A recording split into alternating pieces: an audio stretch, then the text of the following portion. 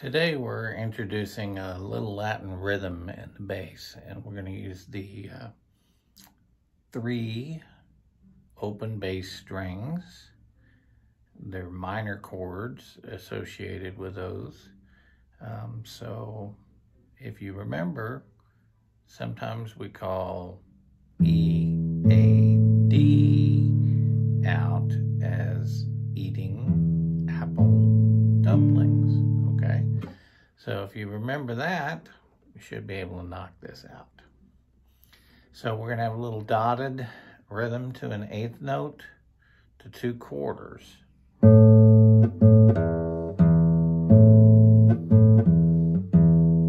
That's 2 measures.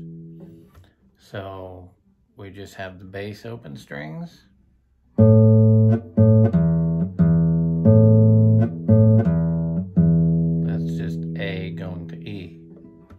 Then we go D to A, and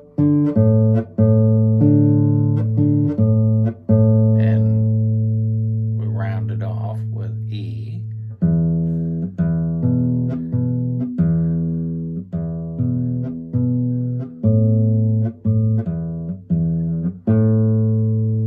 Okay, so that's essentially Roman numeral 1 for the key of A, with its altered bass, going to D minor, these are minors, with its altered bass, then E with its altered bass, and notice we go down and then up to get the 5 for that one, and we have to fret it.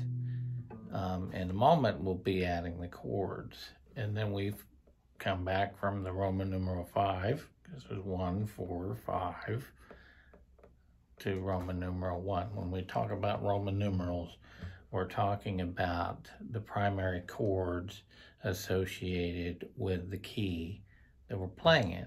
And this key is A minor. So if we add those chords,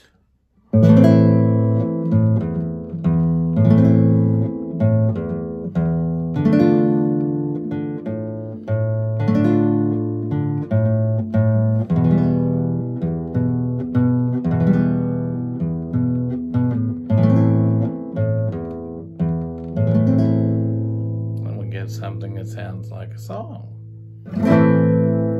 And you can add a little pizzazz to it if you want. So those are 3 chords: A minor, B minor, E minor. Now sometimes in the minor key they'll take the 5 chord, which in this case would be E minor, and we'll make that into a major chord. So, and in this case, you only have to just move the chord down to another set of strings. And when you go to D minor, I like to tell people to come up with that chord form and then just loosen up the 3rd finger, and you've essentially got pretty close to what you have there: A minor, E, and then D minor. But for this little study introduction, we're going to make it as easy as possible and just fret the 2 notes of the E minor chord and have a little darker sound for it. So I'm going to go ahead and play through this. Now, toward the end, I will introduce some other variations of the different chords. If you know your triads, then you know that's a root position A minor triad, A, C, E, as you go up the alphabet. But if you can rearrange those any which way you want, if you were to take that same set of notes, turn it around, C, E, A, that's just barring at the 5th fret, you still got an A minor chord. And since we have an open A, we can put an A in the bass and have something very nice. Now we can also take this D minor form and we can slide that all the way up. We know that that is the D, so we have to slide that up all the way to where that is an A. You notice that 12th fret's going to be the same as the open string.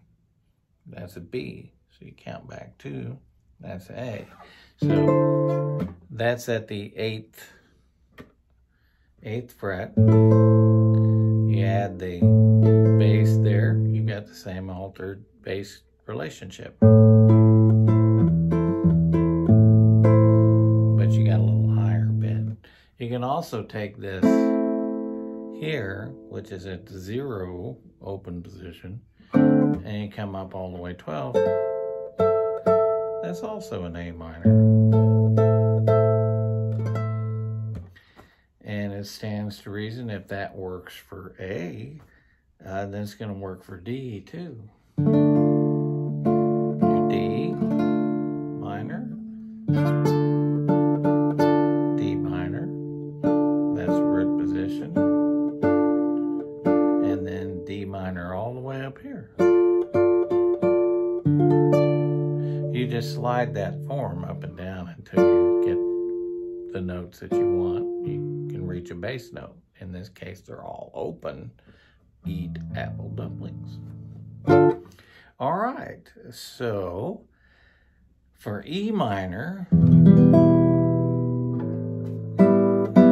open strings, they're all in there, but they're not root position. You don't have the name E in the bass. So, you know, what you have is G, B, E, that's up at the top. You add the bass down here, bingo, you got a root position chord. Now that same thing, 12 frets up, which allows you to hit harmonics, and all of it's right there. You got an E minor chord. So I'm going to use those and a few other little tricks to make something a little musical. So I'll just play this thing from the beginning.